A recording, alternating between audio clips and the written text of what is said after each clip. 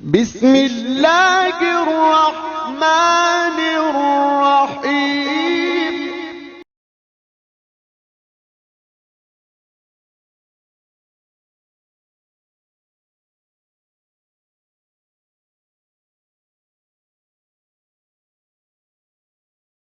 آمنوا اتقوا الله وابتغوا إليه الوسيلة وجاهدوا في سبيله لعلكم تفلحون صدق الله مولانا العظيم وصدق رسوله النبي الكريم الرؤوف الرحيم اللهم نور قلوبنا بالقرآن وزين أخلاقنا بالقرآن وادخلنا الجنة بالقرآن ونجنا من النار بالقرآن قال الله تعالى وتبارك في شان حبيبه مخبرا وآمرا إن الله وملائكته يصلون على النبي يا أيها الذين آمنوا صلوا عليه وسلموا تسليما صلاة والسلام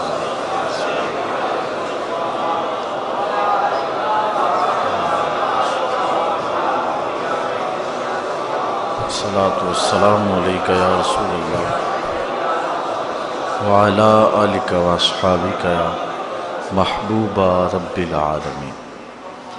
تمام حمد و ثنا، تعریف و توصیف اللہ جل مجدہ الکریم کی ذات بابرکات کے لیے، جو خالق کائنات بھی ہے اور مالک شہنشاہات بھی۔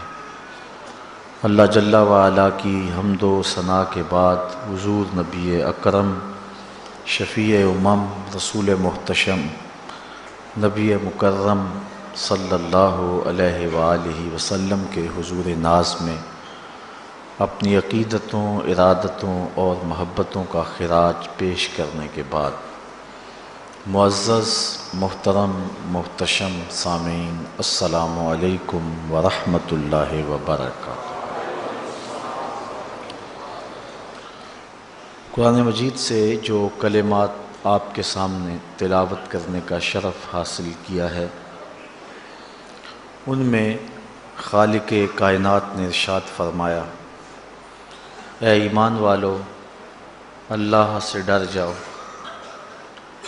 اور اس کا قرب حاصل کرنے کے لیے کوئی وسیلہ تلاش کرو، وجاہدوا فی سبیلہ، اور اس کے راستے میں مجاہدہ کرو، لعلکم تفلحون، تاکہ تم فلاح پا جاؤ۔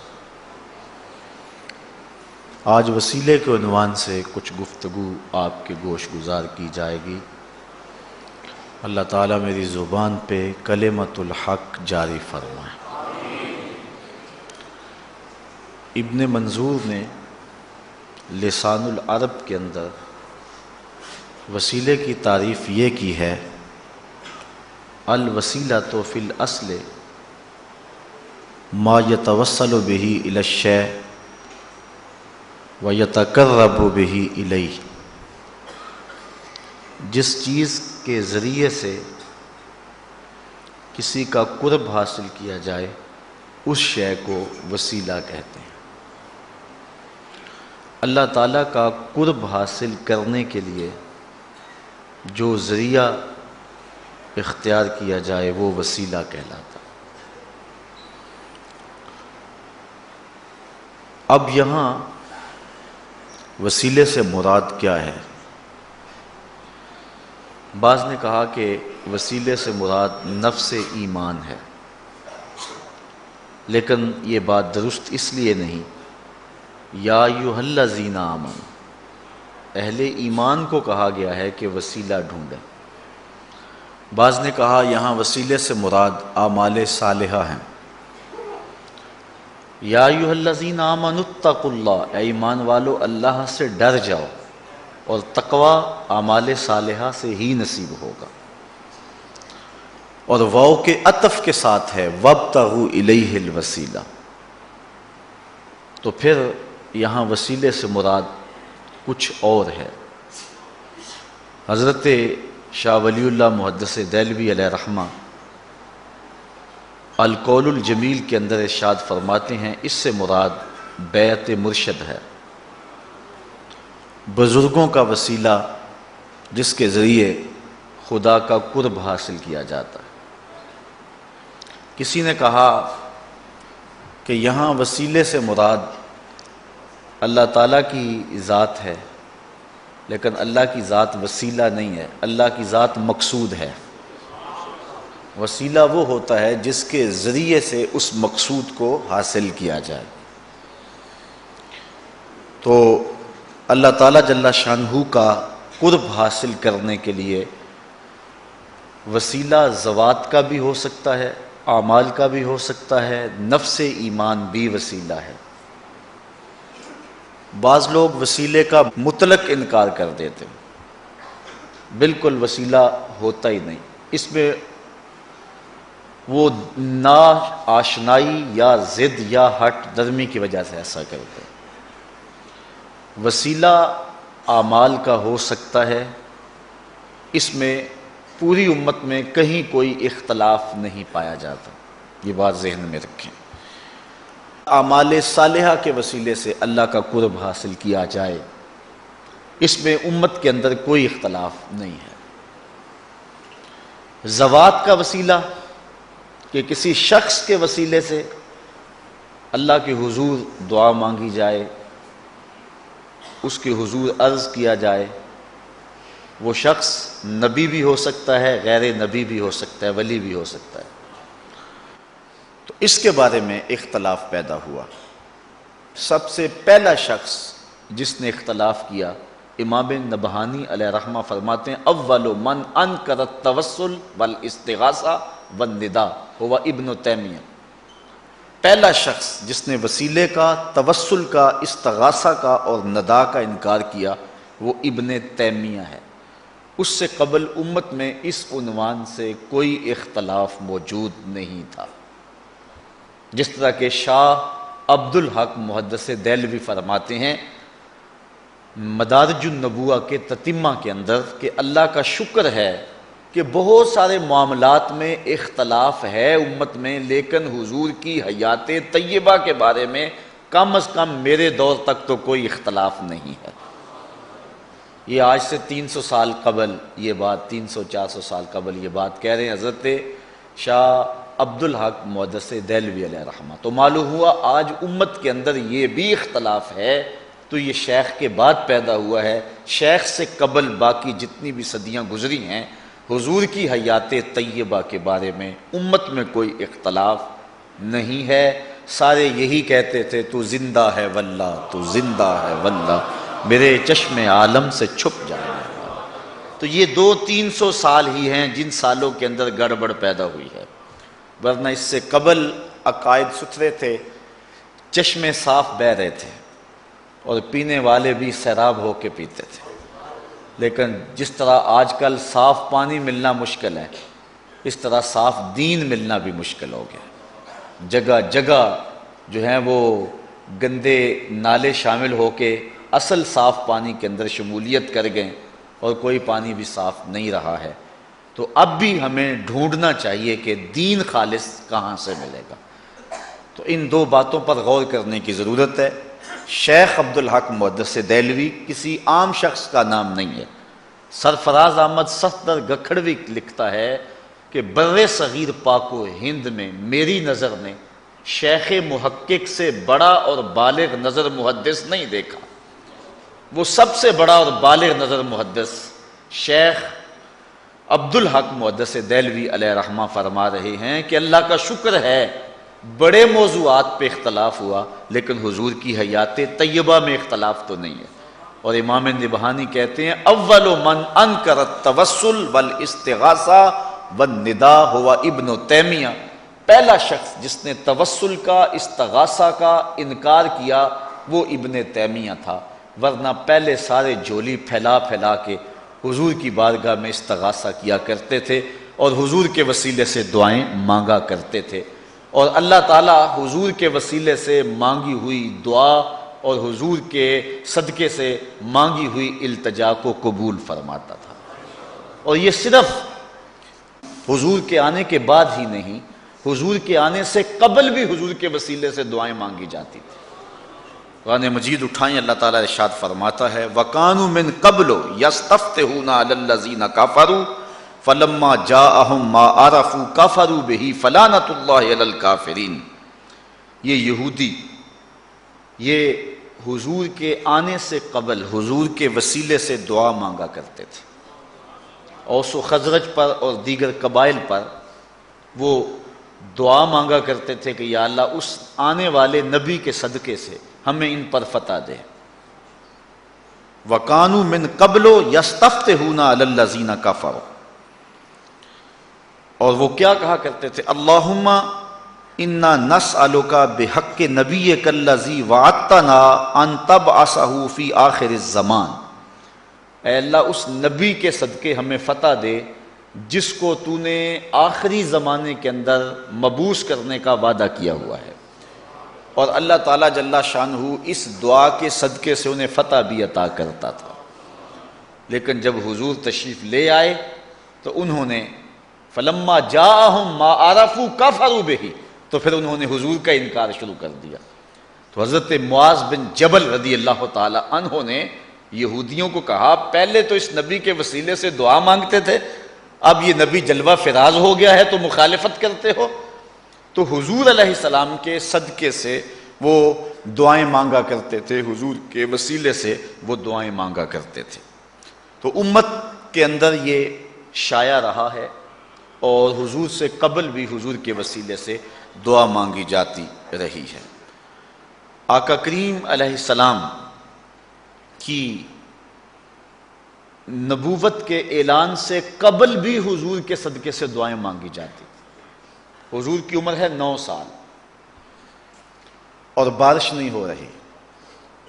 حضور کے چچا جناب ابو طالب کے پاس لوگ آئے کہ بارش نہیں ہو رہی، کچھ کیجئے۔ کہا بھی کچھ کرتا ہوں۔ حضور کو اٹھایا، کعبۃ اللہ کی دیوار کے ساتھ حضور کی ٹیک لگائی اور کعبہ کی طرف رخ کر کے کہا مالک میں اس گوری رنگت والے بھتیجے کے صدقے سے تیری بارگاہ میں بارش کی دعا مانگتا ہوں۔ تو راوی کہتا ہے چھم چھم می برسنے لگا۔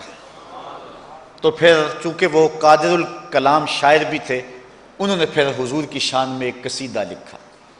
اس قصیدے کا ایک شعر سنیے، وَأَبْيَضُ يُسْتَسْقَى الْغَمَامُ بِوَجْهِهِ، یہ میرا گوری رنگت والا بھتیجا۔ یہ ابیض کا جو لفظ ہے نا حضور کے لیے استعمال کیا انہوں نے، یہ اصل حضرت عبد المطلب رضی اللہ تعالیٰ عنہ یہ لفظ استعمال کیا کرتے تھے۔ دادا اپنے پوترے کا کوئی عرفی نام رکھ لیتا ہے نا، نام عبداللہ ہے، لاڈ سے چاند کہہ دیا، نام عبد الرحمن ہے، لاڈ سے مٹھو کہہ دیا۔ تو حضور کا عرفی نام حضور کے دادا محترم نے رکھا ہوا تھا، اور وہ کیا تھا؟ ابیض۔ ابیض کا معنی چٹے رنگ والا، گورے رنگ والا، اور حضور کا رنگ سفید تھا۔ اللہ اکبر۔ سیدہ عائشہ رضی اللہ تعالی عنہا کی سنیے، فرماتی ہیں ایک دن حضور نے کالی چادر زیب تن کی، اور کالی چادر کی بکل مار کے مجھے کہنے لگے کیفا ترینی یا عائشہ، عائشہ بتاؤ پھر کیسا لگ رہا ہوں۔ آج حسن خود ہی ناز میں آ گیا نا، حسن خود ہی ناز میں آ گیا۔ کیفا ترینی یا عائشہ، عائشہ بتاؤ کیسے لگ رہا ہوں۔ پھر حضرت عائشہ نے بھی حد کر دی، کہا حضور چادر کی سیاہی نے آپ کے چہرے کی سفیدی کو نکھار دیا، اور آپ کے چہرے کی سفیدی نے چادر کی سیاہی کو نکھار دیا۔ تو حضور کا سفید رنگ تھا، حضور علیہ السلام سفید رنگ کے تھے۔ حضرت ابو طفیل رضی اللہ تعالی عنہ یہ صحابہ میں سب سے آخر میں فوت ہوئے، 110 ہجری میں۔ حضور کے وصال کے 100 سال بعد ان کا وصال ہوتا ہے۔ صحابہ میں سب سے آخر میں فوت ہونے والے صحابی ہیں۔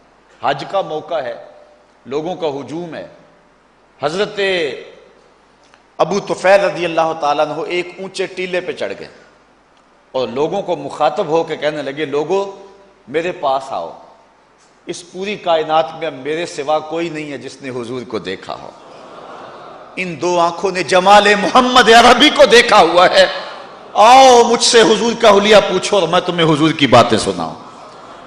اچھا لوگ جمع ہو گئے، ہجوم ہو گیا، اور لوگوں نے کہا صف لنا رسول اللہ صلی اللہ علیہ وسلم، ہمیں حضور کا حلیہ بیان کر دو۔ اللہ اکبر، کتنا ناز تھا نا کہ کہ میں نے حضور کو دیکھا ہے۔ استاد ذوق نے ایک دن اپنے شاگردوں کو کہا تھا، آنے والی صدیاں تم پہ ناز کریں گی اے لوگو، تم نے ذوق کو دیکھا، تم نے ذوق سے باتیں کی ہیں۔ تو استاد ذوق کو جن لوگوں نے دیکھا ان پہ تو زمانہ اور آنے والی صدیاں ناز کریں، تو جن آنکھوں نے جمال محمد عربی دیکھا ہے پھر ان آنکھوں پہ قربان نہ جائیں تو اور کیا کریں۔ تو کہا آؤ میں تمہیں بتاؤں حضور کا حلیہ۔ لوگوں نے کہا صف لنا رسول اللہ صلی اللہ علیہ وسلم، ہمیں حضور کا حلیہ بیان کیجیے۔ تو حضرت ابو طفیل نے 3 لفظوں میں حضور کا حلیہ بیان کیا۔ اب سنو ان کے لفظ۔ کہا کان رسول اللہ صلی اللہ علیہ وسلم ابیض ملیحن مقصدا، ایک تو چٹے رنگ کے تھے، دوسرا نمکین حسن تھا، تیسرا ہر معاملے میں توازن تھا۔ 3 لفظوں میں حضور کا حلیہ بیان کیا۔ حضور کے حلیے لوگوں نے بیان کیے ہیں، بہت طویل حلیے انہوں نے حضور کے بیان کیے، لیکن اگر آپ چاہیں کہ حضور کے حلیہ نگاروں میں ہمارا بھی نام آ جائے اور ہم کہیں ہمیں بھی حضور کا حلیہ یاد ہے، تو 3 لفظوں کے اندر یاد کر سکتے ہیں۔ کان رسول اللہ صلی اللہ علیہ وسلم ابیض ملیحن مقصدا۔ اچھا اگر عربی یاد نہیں ہوتی تو پنجابی میں سنا دوں۔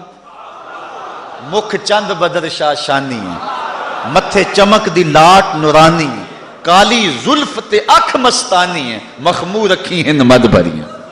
یہ حلیہ جو ہے وہ 2 شعروں کے اندر پیر مہر علی شاہ نے بیان کر دیا۔ تو حضور علیہ السلام سفید رنگ کے مالک تھے۔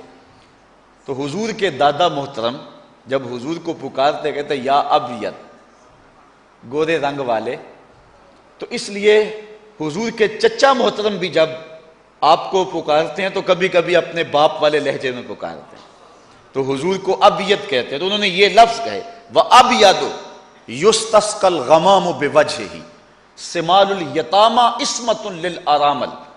پھر انہوں نے کہا یہ میرا گوری رنگت والا بھتیجا جس کے چہرے کو دیکھ کے بادل برستے ہیں، یہ یتیموں کا سہارا ہے اور بیواؤں کا آسرا ہے۔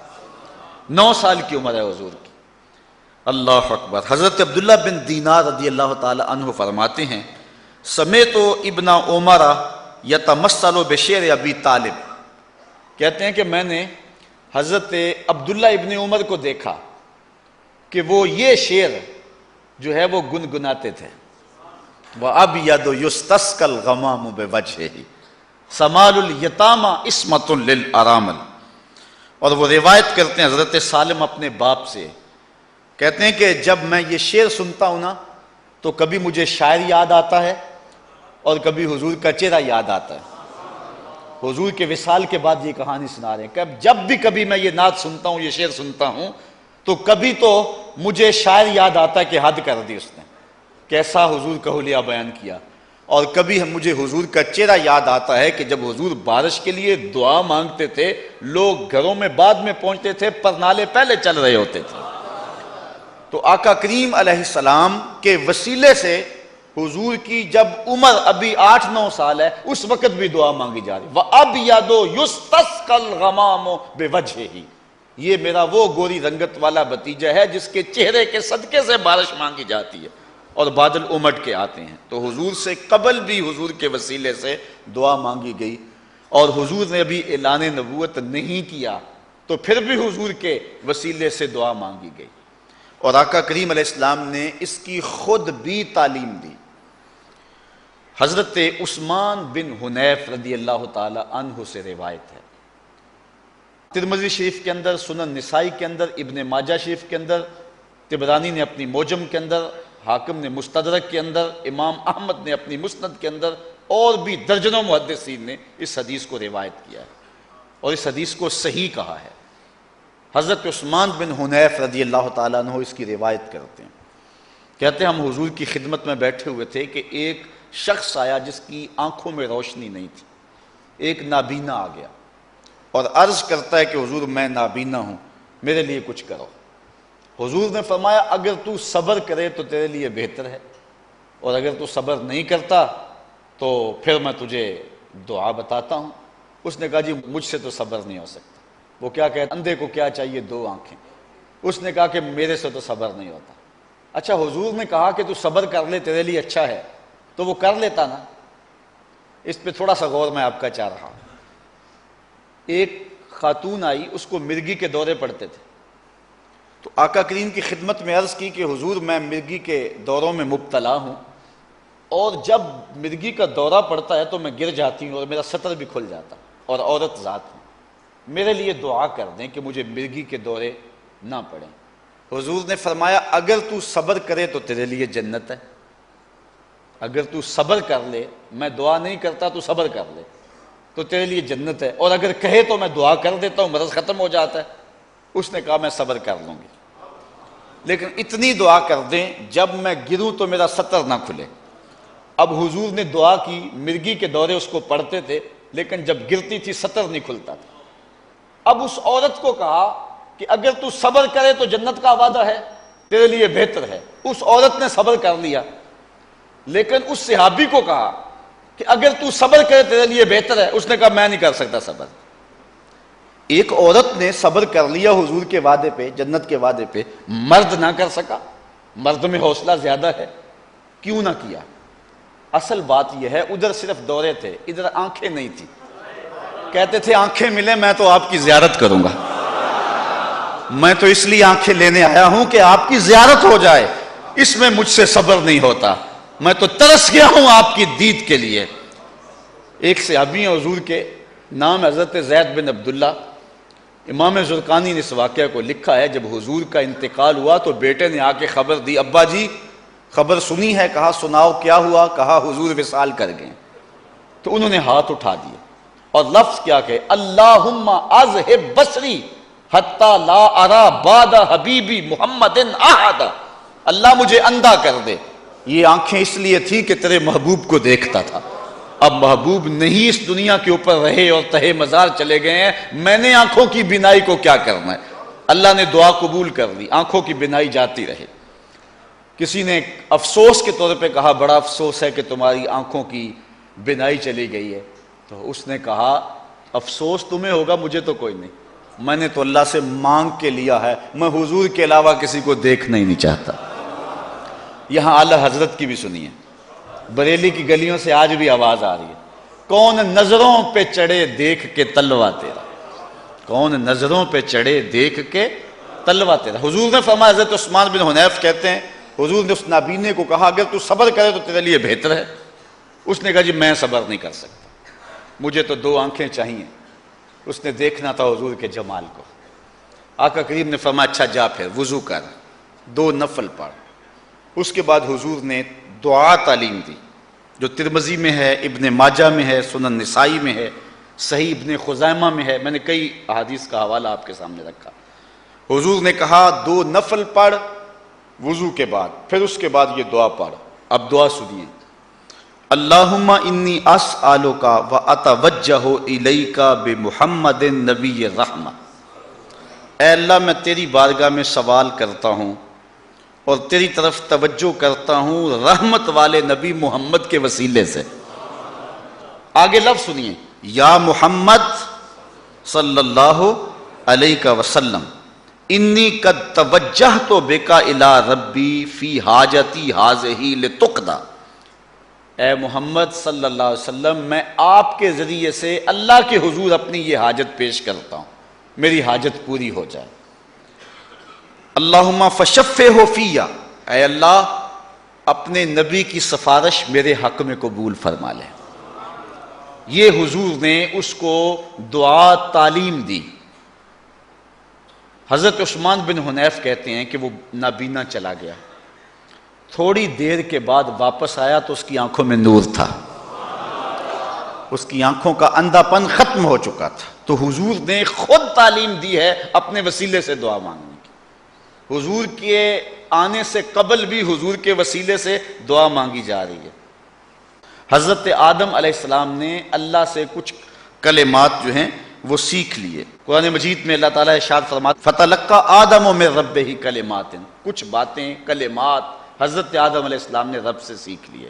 وہ کلمات کیا تھے جو اللہ نے حضرت آدم علیہ السلام کو سکھائے؟ فتاب علیہ، تو ان کی توبہ قبول ہو گئی۔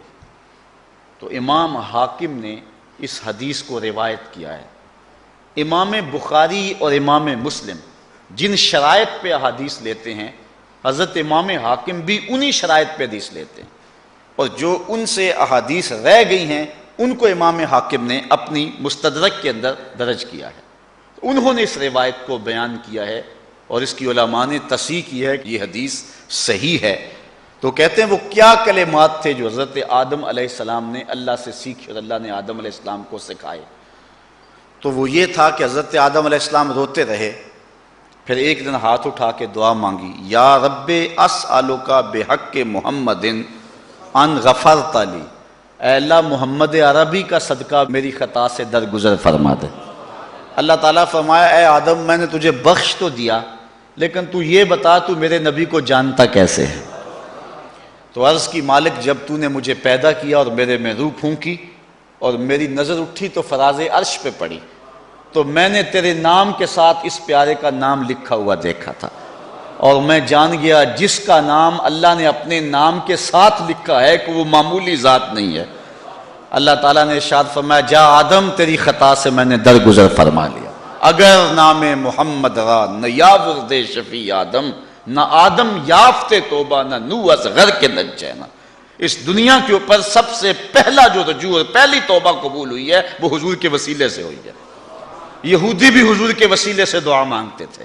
حضور کی عمر ابھی بچپنے میں ہے تو بارش مانگنا ہوتی تو کہتے ہیں اللہ اس گوری رنگت والے کے صدقے سے بارش نازل کر دے. اور آقا کریم نے اپنی زندگی میں خود بھی اس بات کی تعلیم ارشاد فرمائی.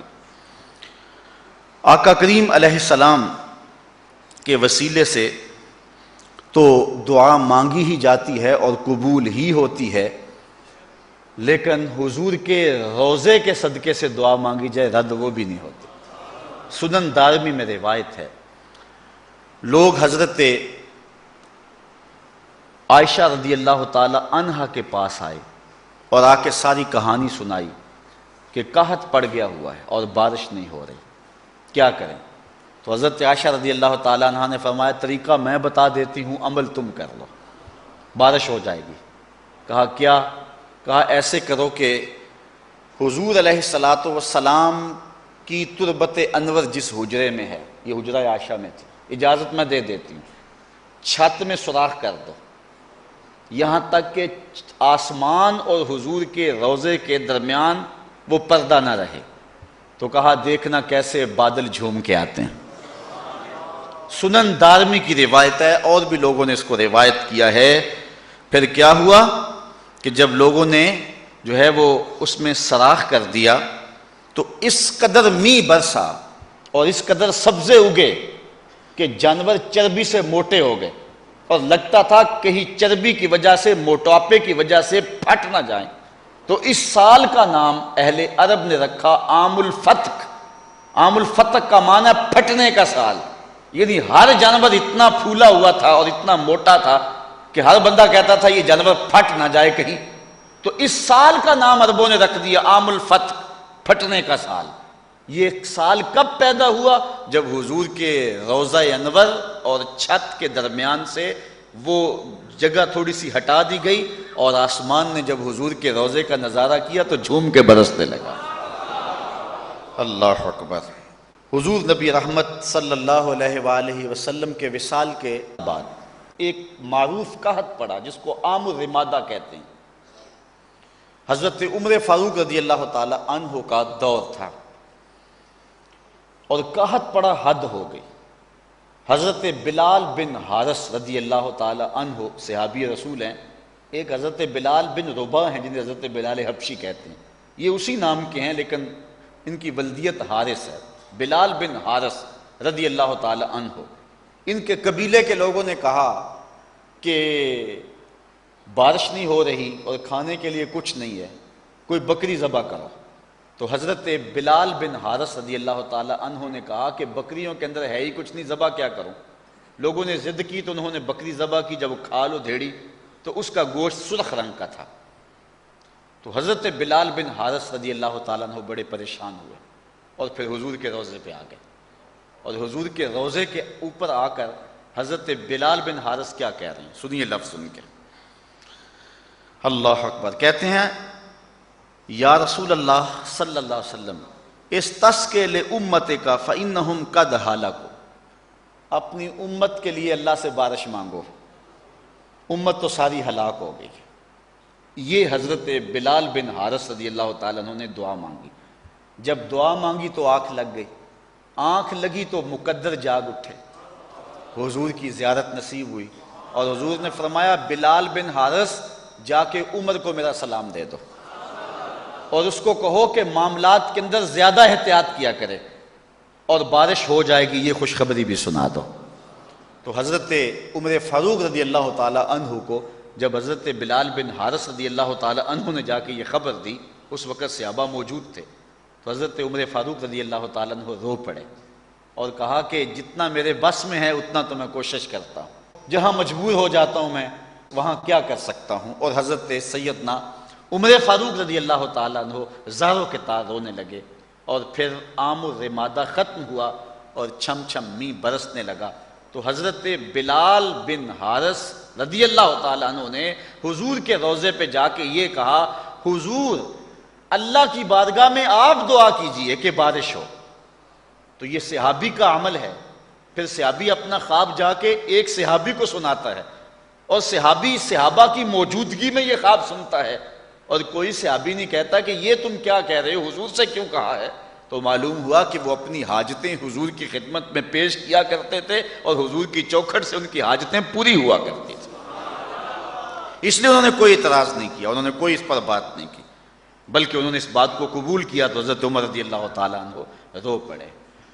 میں آج رات اس حدیث کے حوالہ جات دیکھ رہا تھا, تو جب میں اس کو نوٹ کرنے لگا تو یہ لفظ جب میں نے لکھے نا, استسق لامتک فانہم قد ہلکوا, تو مجھے امت کا دکھڑا یاد آ گیا کہ جس طرح حضرت بلال بن حارث رضی اللہ تعالی عنہ نے حضور سے کہا کہ حضور آپ کی امت ہلاک ہو گئی ہے, تو آپ ہی اللہ سے دعا مانگیں. تو اس وقت میرے دل سے دعا اٹھی کہ یا رسول اللہ صلی اللہ علیہ وسلم, آپ کی امت بھی کابل سے لے کر کندھار تک, اور قلعہ جنگی سے لے کے دشت لیلہ تک, تورا بورا سے لے کر تکریت تک, اور موصل سے لے کر بغداد تک, القدس سے لے کر کشمیر تک ہلاک ہو گئی ہے. آپ رحم کی نظر فرمائے اور اس امت کی بگڑی بن جائے.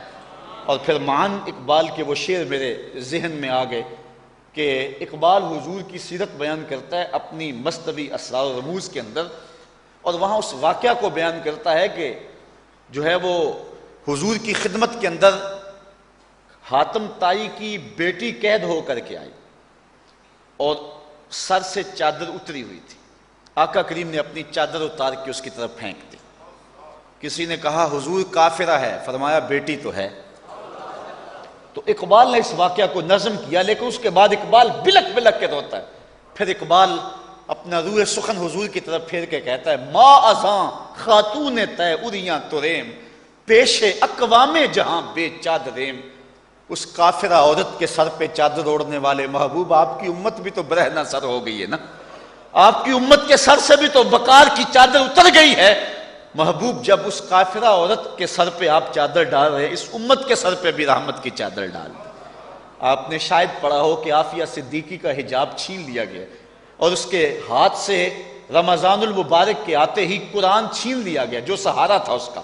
وہ اس بند کوٹھڑی کے اندر, اس قید خانے کے اندر قرآن کی تلاوت کیا کرتی تھی, اور اس سے قرآن مجید چھین لیا اور حجاب اس کا چھین لیا. کل گزشتہ جو ہے وہ کسی بیان میں کہا تھا, میں نے کہا عافیہ صدیقی حافظ قرآن ہے, تم نے اس کے ہاتھوں سے قرآن چھینا ہے, سینے سے قرآن تو نہیں چھین سکتے ہو نا.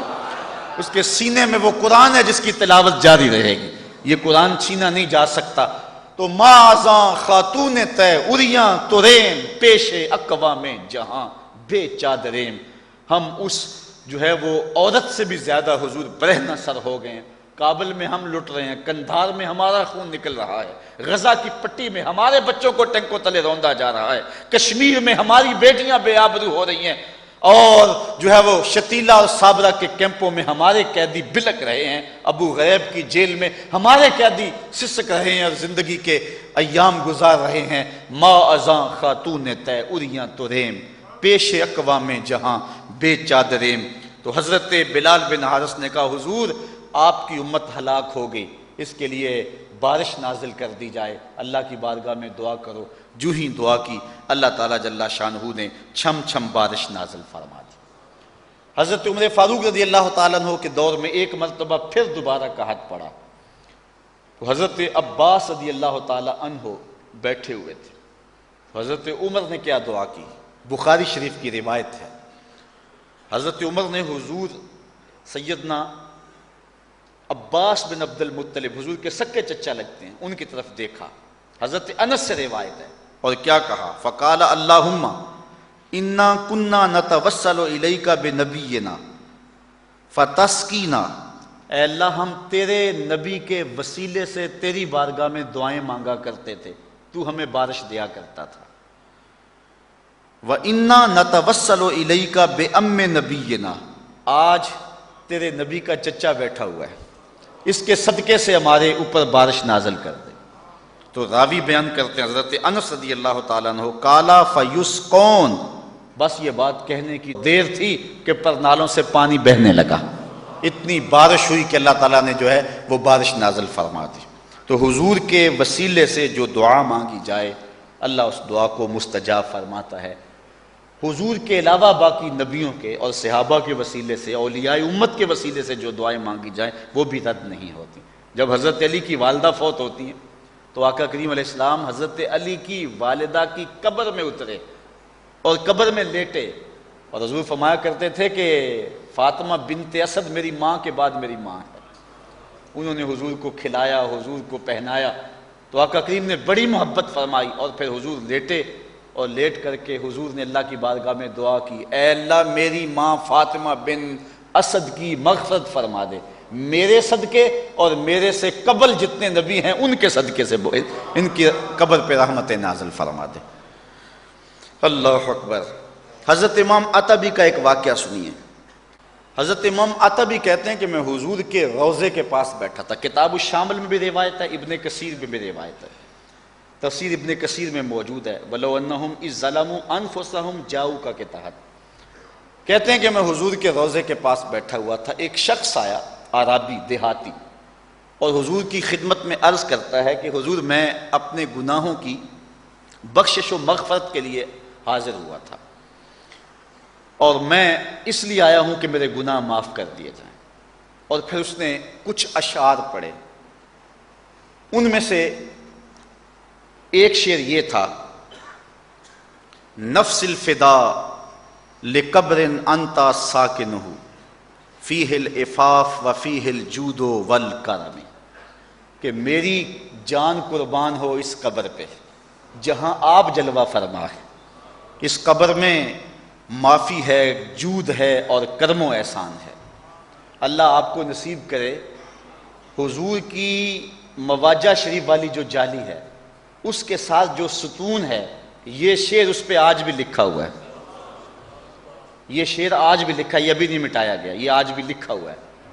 کیا شعر ہے؟ نفس الفدا، میری جان قربان، میری جان قربان، لقبر انت ساکنہ، اس قبر پہ جس میں آپ ساکن ہیں، جس میں آپ جلوہ فرما ہیں. کہتے ہیں کہ اس نے یہ شعر پڑھے اور اپنی محبتوں کا اظہار کر کے چلا گیا. وہ چلا گیا تو میری آنکھ لگ گئی، آنکھ لگی تو حضور کا دیدار ہوا.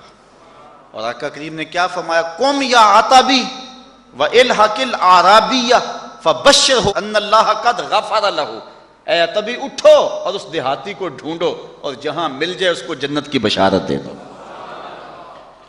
تو اس نے حضور کے وسیلے سے اللہ کی بارگاہ میں دعا مانگی. آپ جانتے ہیں جنگ یمامہ جو حضرت خالد بن ولید نے لڑی ہے، اور حضرت صدیق اکبر کے دور میں مسیلمہ کذاب جھوٹی نبوت کا دعوے دار، اس کے مقابلے کے اندر جنگ یمامہ لڑی گئی. اسلام کی تاریخ کی بڑی روشن جنگ ہے.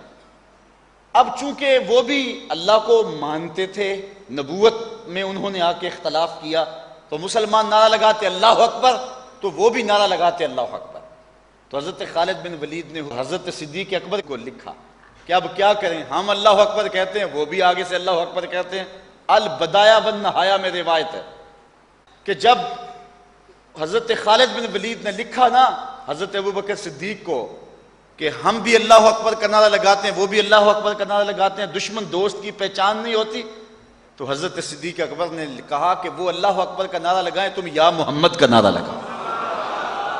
اور بدایہ والنہایہ کے لفظ ہیں، کہ نادا بشعار المسلمین وکان شعارہم یومئذ یا محمدا ہو، سارے مسلمانوں کی پہچان جو لفظ تھے اس لفظوں سے بولنے لگے، ان لفظوں سے پکارنے لگے۔ اس دن مسلمان کی پہچان یہ تھی یا محمدا ہو، یا محمدا ہو۔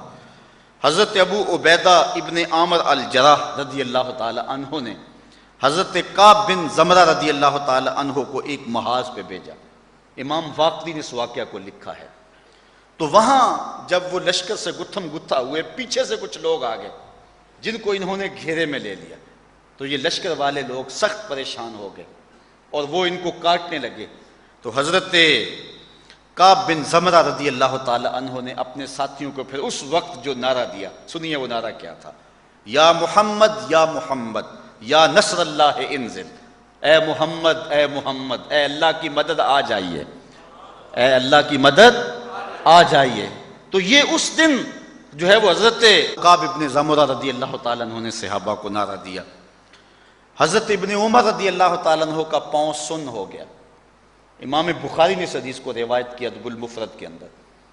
تو کسی نے کہا اذکر احب الناس الیک، جو تجھے سب سے زیادہ پیارا لگتا ہے اس کا نعرہ لگا۔ تو حضرت جو ہے وہ ابن عمر نے کہا فقالا یا محمدا، تو اللہ تعالیٰ جل شانہ نے ان کا پاؤں فوراً ٹھیک کر دیا۔ تو یہ امت کا معمول ہے، اگر اس کو ہم شرک کا الزام لگا دیں گے تو پھر امت میں سے کوئی نہیں بچے گا۔ آپ جانتے جب لاشیں کٹے پڑے تھے، جب گھوڑے کربلا کے شہیدوں کے لاشوں کے اوپر دوڑ چکے تھے اور حضرت زینب رضی اللہ تعالیٰ عنہ وہاں کھڑے ہو کے مدینے کی طرف منہ کیا تھا، اس کو بھی البدایہ ون نہایہ نے لکھا ہے۔ تو حضرت زینب نے اس وقت جو لفظ کہے تھے یا محمدا ہو یا محمدا ہو صلی علیک اللہ و ملک السماء ھذا حسین بالعرا ہو مزمل بالدما ہو مقطع الاعضاء یا محمدا ہو، یا محمدا ہو، اے میرے آقا محمد عربی، یہ دیکھیے آپ کا حسین لٹا ہوا پڑا ہے، آج ان کے اعضاء کٹے ہوئے ہیں اور خاک اڑ رہی ہے ان کے بدنوں کے اوپر، بناتوں کا سبایا آپ کی بیٹیاں قید ہیں۔ حضرت زینب مدینہ کی طرف منہ کر کے حضور کو پکار رہی ہیں، اور حضرت زین العابدین کی بھی سنیے، وہ مدینہ کی طرف منہ کر کے کہتے ہیں یا رحمت للعالمین ادرک لزین العابدین محبوس و عید الظالمین فی الموقب والمزدحمی، اے رحمت للعالمین اپنے زین العابدین کی بھی تو خبر لیجئے جو دشمنوں کے گھیرے میں آ چکا ہے۔ اب اہل بیت بھی حضور سے توسل کرتے ہیں اور یوں ندائیں کرتے ہیں، اگر اس کو شرک قرار دے دیں تو صحابہ سے لے کر آج تک امت کا کوئی شخص بھی نہیں بچے گا۔ اس صدی کے یا اس سے پچھلی صدی کے کچھ لوگ بچ جائیں گے، مسلمان رہ جائیں گے، باقی تو بیچارے مشرک ہو جائیں گے۔ اس لیے صحابہ کا یہ معمول تھا کہ وہ حضور سے استغاثہ کیا کرتے تھے، محبت سے نعرے لگایا کرتے تھے اور اپنی محبت کا اظہار کیا کرتے تھے، اور حضور علیہ الصلوۃ والسلام کے وسیلے سے اللہ کی بارگاہ میں دعائیں مانگا کرتے تھے۔ حضرت امام مالک رضی اللہ تعالی عنہ کی خدمت میں عباسی خلیفہ آیا اور اس نے کہا مجھے بتاؤ کہ میں حضور کے روضے کے سامنے کھڑا ہو کے دعا مانگوں یا قبلہ کی طرف رخ کر کے ادھر پیٹ کر کے دعا مانگوں؟ حضرت امام مالک نے کہا یہ تیرا بھی وسیلہ اور تیرے باپ آدم کا بھی وسیلہ ہے، اس لیے حضور کی طرف رخ کر کے دعا مانگ اور حضور کی خدمت کے اندر استغاثہ پیش کرنا، یہ سلف صالحین کا طریقہ رہا ہے۔ مجھے کسی نے سوال کیا تھا کہ یہ شعر پڑھنا یا رسول اللہ انظر حالنا یا حبیب اللہ اسمع قالنا کیسا ہے؟ تو یا ظاہر ہے یہ تو امت کا طریقہ ہے، اور تسلسل جب یہ ساری احادیث اور یہ جو ہے وہ شروع سے لے کر امت اس معمول پہ چلی آئی ہے تو اس میں کوئی قباحت نہیں ہے، اور یہ شعر ہمارے بزرگوں سے منقول ہیں اور وہ پڑھتے آئیں، اس کا وظیفہ کرتے رہیں۔ یا رسول اللہ انظر حالنا، اقبال بھی کہتا ہے نگاہ یا رسول اللہ نگاہ یا رسول اللہ نے گرد تو گردد حریم کائنات از تو خواہم یک نگاہ التفات، کہتے ہیں کائنات کا حرم محبوب آپ کے گرد گھومتا ہے، میں آپ سے کرم کی بھیک مانگتا